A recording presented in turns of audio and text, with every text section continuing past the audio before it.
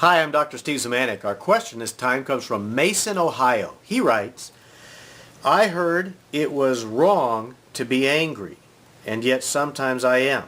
Is it a sin? That's a great question, and the answer very simply is yes, it's a sin, and no, it's not a sin.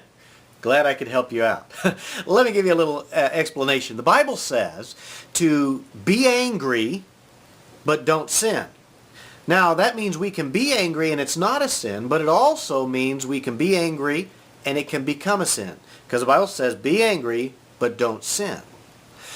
We should be angry when a couple of things happen. Number one, when relationships are violated. When we hear about children in abusive relationships, we should be angry because that relationship of the parent to protect the child has broken down and somebody suffers. When a spouse steps aside from the relationship to find satisfaction, it should anger us because we value that relationship. When situations in church evolve where they're more worried about money than they are about relationship, we should be angry. God is angry at those sorts of things. We should also be angry when the poor are being mistreated, when the elderly are being neglected, when those who deserve to be protected are not, when justice is not taking place in the world. We should be angry.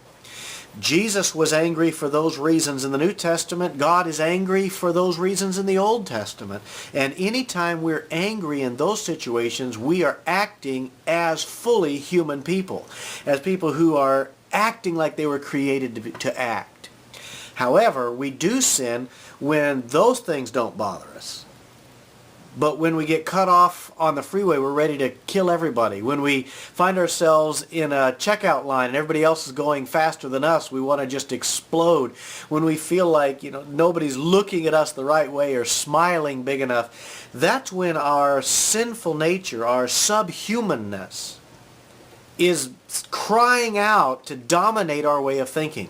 And when that happens, horrible things happen in all kinds of relationships, and that's a sin. Needs to be dealt with.